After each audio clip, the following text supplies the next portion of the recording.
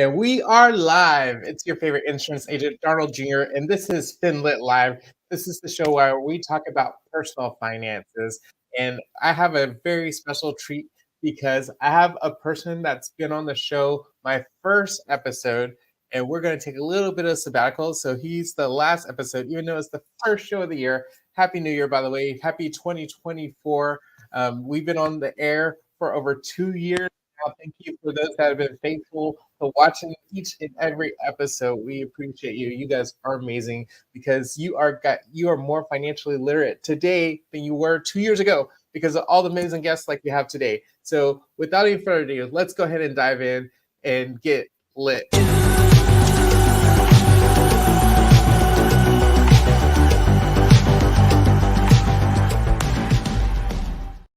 All right, today I want to bring on the show Ezrael Escarez. Hey, everybody. How's it going? Doing well, man. Excited, really excited to be here again. Absolutely. For being faithful to being a guest on the show. I know people probably know who you are, but for those that haven't met you, go ahead and introduce yourself. Who are you, where are you from, and what are you up to? All right. My name is Ezrael. Like I said, I go by Easy. I'm a financial consultant. Today actually strikes. It's going to be in May. It's going to be 8 years doing this. So I'm really, really blessed to have this vehicle of encountering freedom and allowing me to be free just through my passion. So I currently live in Los Angeles and really excited to share with you guys everything. Yeah, the thing I appreciate about him is his backstory. Oh my gosh, this guy, if you know where he started and where he is and how young he is, oh my gosh. How old are you now? Well, I'm 28 years old, but when I first started the show with you, I was actually 25, and it's just crazy, like the time frame of that. You really were. So that was 3 years ago. Right. Wow. Right. Time's flying by. So we have a really, really amazing show in store for you guys. This is something he's super passionate about. And for him to be financially independent at 28 years old, there's not even many people that's 40, 50, 60 years old that can't even do that. And so he has a lot of golden nuggets for you guys to share with you guys tonight. So without any further ado, let's go ahead and dive in. Today we're talking about how to achieve success through personal development. And he has not achieved what he has achieved on his own. He poured into books, he's poured into resources, he's poured into mentors that have poured into him, and that's how he's able to achieve such a high success at such a young age. At the age, he was really 25 when he really doing well. So he's 28 now. So I'm proud of you, Izzy. But without any further ado, like, what are your tips and tricks for us? Like, how can we get on your level? You're so funny, Darnold. Well, I think that you you said something really significant in the beginning. You said that 2 years before today, you're more financially literate. And I think it starts with making a decision, making a choice, and really pressing on the desire and vision that you have internally. And it all started with that exactly. Growing up, was really deprived of finances, didn't really have the greatest upbringing of knowing how to make money. And, I didn't really understand the correlation of financial literacy and personal development because they're actually go hand in hand. And it's because there's three things I actually just want to share with you guys today, and we'll dissect it. When I first started my journey in learning how to make money and become financially free is actually through reading books. And my dad tossed me a book called Rich Dad Poor Dad, and from there I just got obsessed. But in that book, there's a section actually where he says these three words. He says, be, do, have. And I think it's essential, the first part, it's so important because the becoming process allows you to achieve results that you want, right? And the becoming process is like what Darnold's saying is the finding the correct people, right? Qualified people who've done the work, who have the fruit and the results you want. You know, you wouldn't pay attention to a a baker for golf lessons, or you wouldn't listen to a soccer player for basketball lessons. You know, there has to be some sort of experience and hard evidence in their life to be influenced in the correct um, results. So the becoming process is so critical, and what also helps the becoming process is reading, right? Reading the correct sources. You know what I mean? You know, I got a couple books here. You know, I got a couple books on marketing. I got a couple books on, you know, more financial literacy. Like it's such a it it's so important that if you're not plugged into podcasts, books, you know, people of value in the direction you want to go to, it's almost nearly impossible because you're going blindly into a dark room. So that coach, that mentor will actually give you that lamp and direct your path if you're willing to listen, of course. Yeah, that's where the rubber meets the road. One of the big things, and I just had a leadership meeting with our team this morning, our leaders on my insurance team, and that's one of the attributes that we look for: somebody that's coachable. Like, oh my gosh, it's so hard to find somebody that's willing to take the information and not just learn it, but actually apply it. Can you expound on that? Like, what are some of the key tips and pointers that you personally heard from the mentors and the books and podcasts that you listen to that has been a game changer for you personally? Definitely. Game changer, man, there's many sources.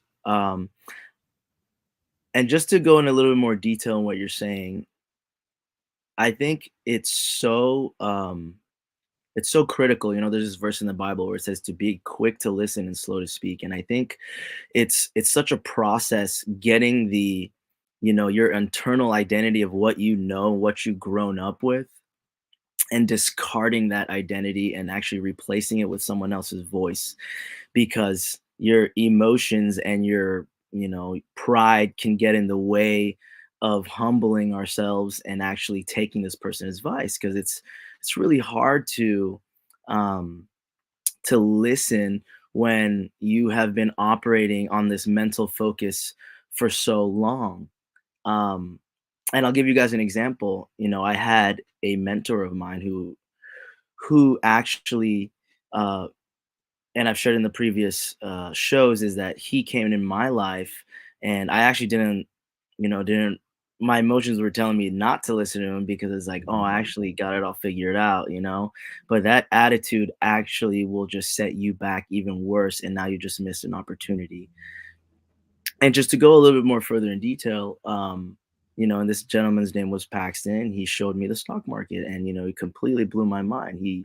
You know, he openly asked me like, "Hey, you know, how old are you? What do you want to be? What do you want to see? Who do you want to become?" All these great big questions. And this was such a catalytic moment in my life because my again, just to reinstate, my attitude was like, nah, I'm good. I already got it figured out. I just want to do this. I got a plan. But it takes such great strength and um optimism to be like, okay, this guy has a massive house, right? Because everything that he's saying, I actually met him at a restaurant, I'm taking in face value. However, when I see results, when I see that he has three-car garage, right? And I see that he has a huge house that the movies use, and I see that, you know, he's making like $70,000 a day through, you know, you showing me his phone. And I was like, okay, as a, I think 19, 20-year old, I was like completely baffled. But it takes um, great strength and humility for wisdom to enter. Um, so that's one example, Darnold. That's awesome. Yeah, humility is a word you don't hear very often in our culture, right? Absolutely not. So, in order to be humble, you have to put your pride aside and say, hey, you don't know what you don't know, right? And be willing to learn the things you don't know. So, how are you able to overcome your pride? Because I think pride is one of the greatest struggles in humanity in general.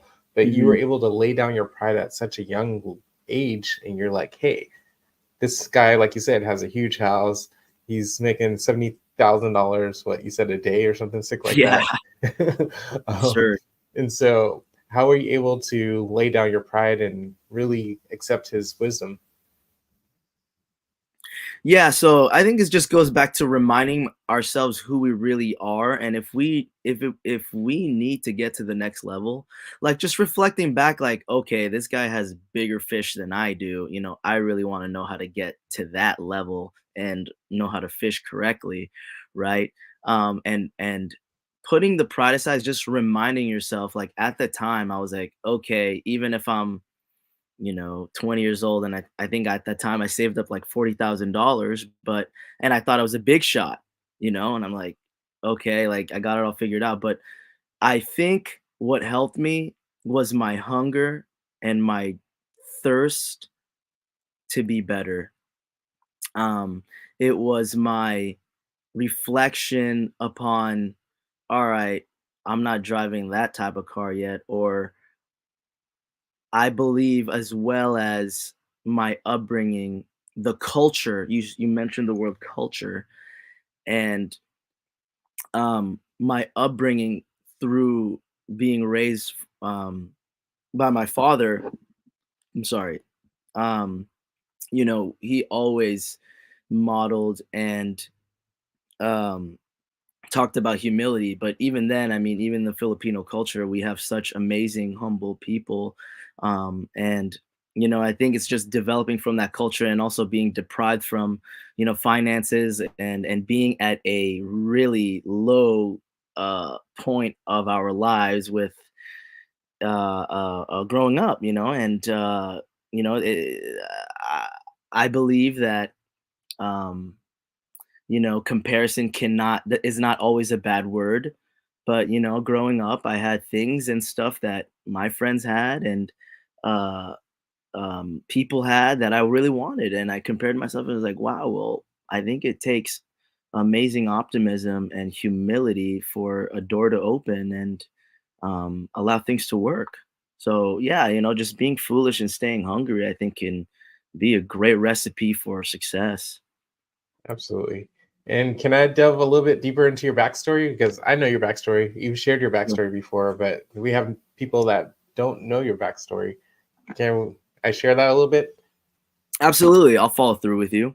Absolutely. So, how I actually met Israel is through our church. I was living in California at the time, and his dad came up to me and said, him and his two boys just lost their house. And so, essentially, the homeless shelter put them up in a hotel for a month. But after that, they were going to be on the streets. And I was just like, I have an extra room. And honestly, I'm looking for a roommate, but I'll move out my master, move into my guests, and you guys can have the Wow. master. It was him. And Israel, you were in high school at the time, right? Yeah, I just turned a freshman. Freshman in high school. And then he has a younger brother that was in middle school at the time. And so him and his dad moved into my master bedroom. All three men. I know that was probably super uncomfortable at the time. And so when he says he comes from humble beginnings, like he ain't lying. Imagine being a high schooler having to share the same bedroom with your dad. what what was Right. that like for you? It was very uncomfortable, especially coming from a three-bedroom place in, Santa Clarita at the time. And then just shrinking down to one bedroom, stuffing all our things in one room, and graciously, I mean, I brag about Darnold all the time because yeah, you were a pinnacle. It was pinnacle and foundational for I to actually start beginning to be, grateful and seeing, wow, like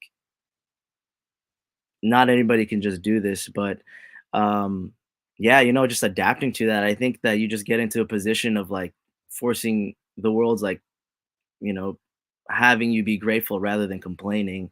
And, you choose your, you know, I'm a big believer in you have full control of your attitude, right? Absolutely. You have full control of your attitude. And, I love that Mark Cuban says that, he's like, the only things you really can't control is your attitude and your effort. That's And, right. I just want to segue into the doing part, right? The doing part, Absolutely. because I think the doing is so essential. Becoming is great. Becoming is the desire, right? But it's like the activity that actually shapes you to that person, right? The application part, right? Um, doing is the vehicle. The doing is the vehicle to get the result. And doing is the networking, doing is the researching, doing is the faith aspect, right? It's like, okay, I want to visualize and attain this amount of sales, or I want to attain $500,000 in this amount of time. And it's like, what do you need to do that, right? And I believe I got this from Patrick Bet David. He was talking about, or actually Patrick Bet David and Grant Cardone. They were talking about like the math. Once you know the math about numerically reaching the goals you want, then you have a blueprint already.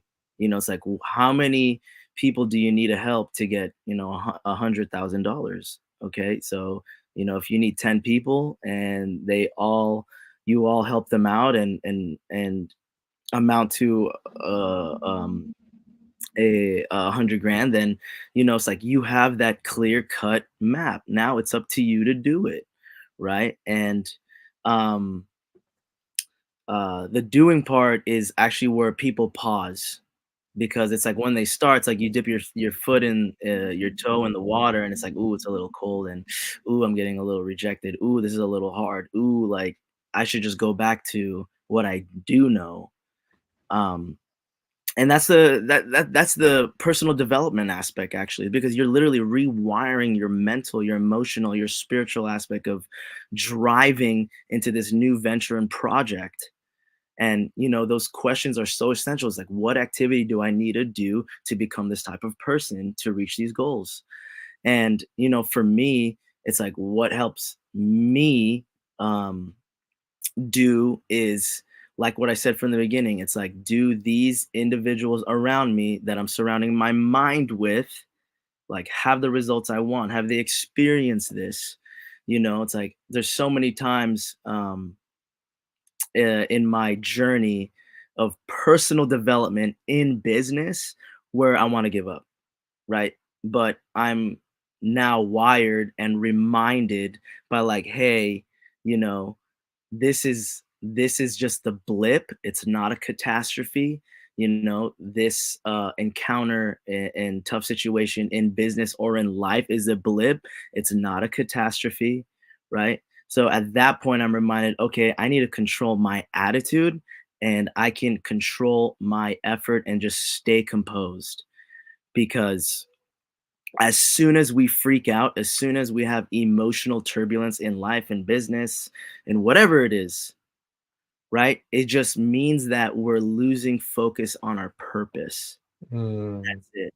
It just means that we're losing focus on our goal. It just means that we're losing focus on what we're striving for. So as soon as we're in complete alignment with, okay, I want to go, talk to this girl, or I want to go help this person out, or I want to reach this sport, like, I want to reach this degree or whatever. It's because as soon as, like, and the world's going to shake that. The world's going to always shrink your belief into something small and say that you can't do it. But actually, that should be an indication like, hey, like, just keep going, right?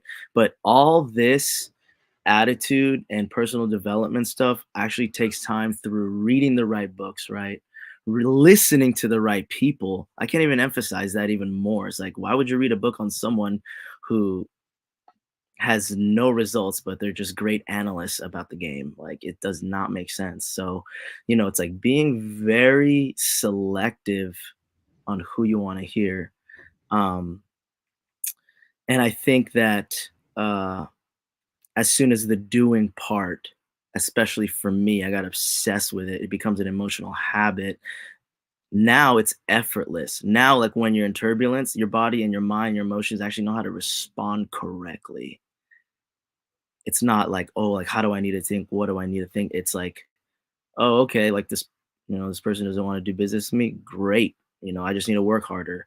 Or, I just lost money in the market. Great. I need to check my emotions. There's always a problem that's going to want to throw us off game, but it's just reminding the purpose and the end goal, and that'll bring color to reach the destination. That's awesome. Yeah, a lot of things you said reminds me of, have you heard of the pamphlet called The Common Denominator of Success by Albert Ian Gray? Well, I've heard it from you. Do you? Yeah, that's exactly what he talks about is purpose, purpose, purpose, know your purpose. And he talks about how your purpose should be emotional, not logical, because a Mhm. logical purpose, like logically, you have to pay your bills. Logically, you have to do this or that. But an emotional purpose, a sentimental purpose that if you truly think about it, it truly makes you start to tear up because it's a why that makes you cry. Mm, And right. so that's exactly what you're talking about. You had a purpose that was bigger than yourself. It was bigger than your current situation. And that's what pushed you through the fear. It pushed you through the anxiety. It pushed you through the unknown, right? Because a lot of it is Yeah. unknown. Even though you saw patterns of success, you're like, there's always that thought in the back of your mind is like, can I do it? Right? Can I do it? Yeah. And so, Um, exactly. And I just wanted to add uh, another thing that allowed me to start doing and encouraged me, enlightened me, illuminated my mindset. It took me to a higher level of thinking is when Jim Rohn said, we have to work harder on ourselves than we do on our job. And boom, what has that shift of focus of like working harder on ourselves. So that means that me working harder in the restaurant, if I just shifted that focus and that energy towards me and invested the time and effort and same, feeling of getting this result at a restaurant, but just channeling that towards me. It's like I think about LeBron James. He spends 1 billion, like I think it's like a crazy amount of money on himself, on his body, mm, right? Because that's what makes him LeBron James. So it's like I had to invest the books, I had to invest into talking to Paxton, I had to invest into these, podcasts. I had, just seeking, searching, adventuring, but allowing me to realize that working harder on myself will get me fortunes rather than working hard on my job will just get me that, right? boom. I love that. So Can you say that it's again? it's from Jim Rohn. He said, "Work hard on yourself than you do on your job, because working hard on yourself will get you fortunes, and working hard on your job will just get you a living." That's what Mm, he's saying. wow. Um, so that was a home run for me. It was just like, wow, this guy has tremendous wisdom, and you're telling. So then it built a zeal, it built a passion that it's like the more I worked hard on myself, the more it produced the results I wanted. I wanted, right? And what I wanted was my own business. What I wanted was to be free. What I wanted was to learn at my own pace, right? So that was a major shift in my life. Like, look, give me a second. Look right here. I have this paper right here. It says work hard on yourself than you do on your job. And this was written in 1/17/2019. Like, Wow. it's because 5 years ago. yeah, I want to remind myself that when times get tough, it's more important to work on myself, right?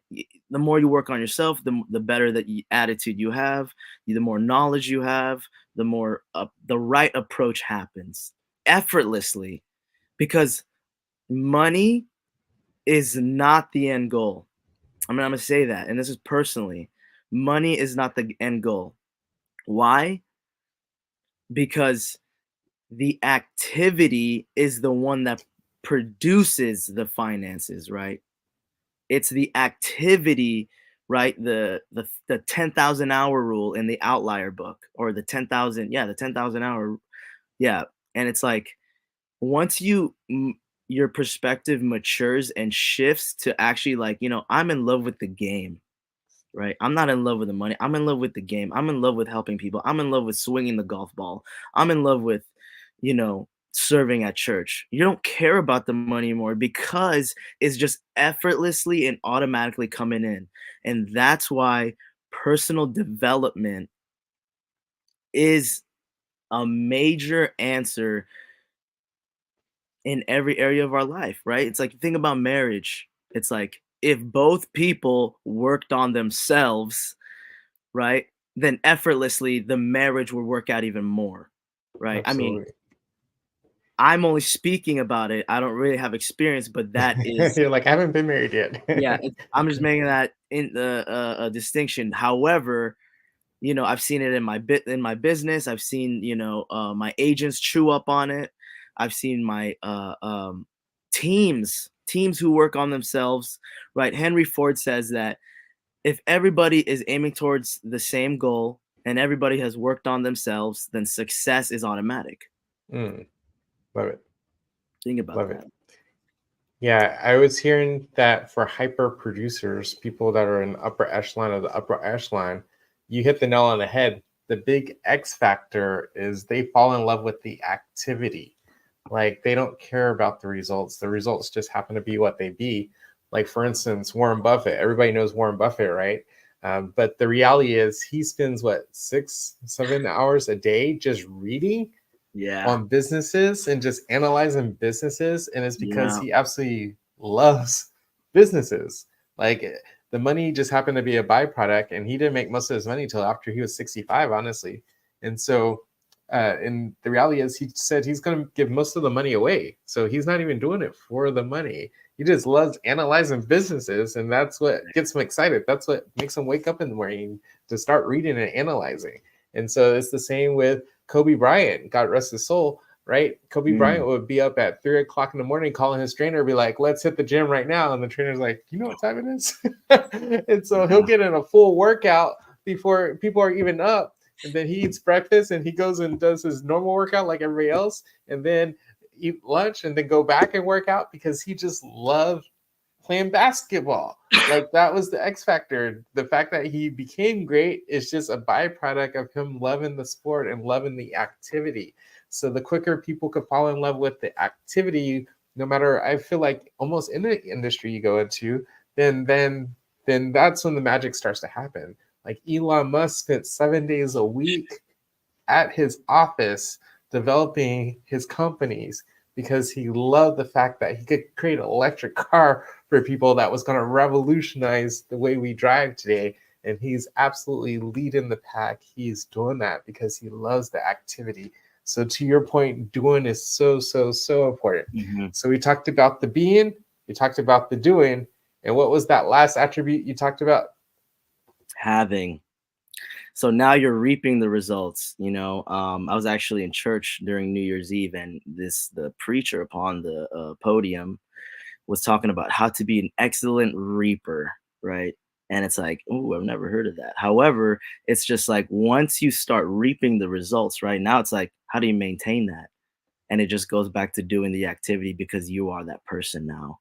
It's now pointing to your purpose. It's automatic. Now it's like, you're Kobe Bryant, you're LeBron James, you're Tiger Woods. Like, so having is, yes, it's the fun part, right? Well, actually, the journey is the fun part.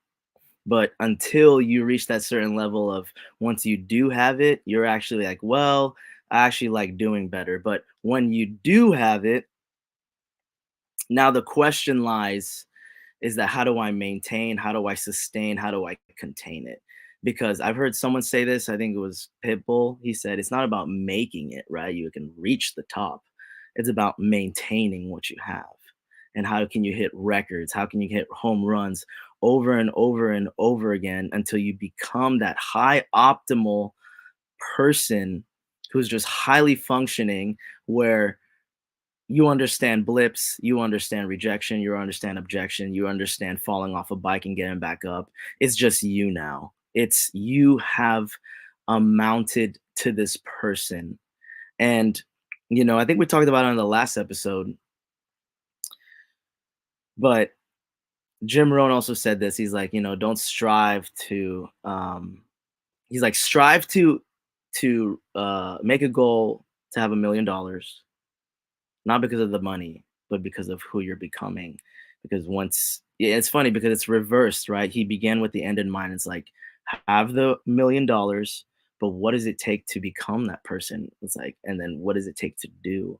So, that's actually the most exciting part. It's exciting. It's finding out and adventuring what your purpose is all about, and figuring out, who do I need to become? What do I need to do? Who do I need to read? Who do I need to meet? Who do I need to talk to? Because that's the adventure part. Because sometimes, like, once you have that feeling like you're already there, it's like, well, it's like you look to your left, look to your right. It's like, what else do I need to do? So it's continually aiming on your your purpose. And once you have it, it's like, let's do it again. Let's do it again. Let's challenge myself. Let's keep growing. How can I rock the boat but not break the boat? Right. Love it. How can you rock the boat and not break the boat? So having is the last factor, and it's having is more a derivative of the consequences. Will you agree? So Mhm. it's more, you have your purpose. You're becoming better person. I love how you said Jim Rohn challenges everybody to become a millionaire, and if money's not the motivator, give it away. Right? If money's not the True. motivator, it's because of the person you have to become in order to achieve that $1 million. What type of character do you have to have? What kind of discipline do you have to have? What kind of Mm. vision do you have to have? What kind of Mm. leader do you have to be? How Right. do you have to communicate in order to rally people around? Because you can't achieve $1 million by yourself unless you're doing stock market or something along those lines. But most people cannot do it by themselves.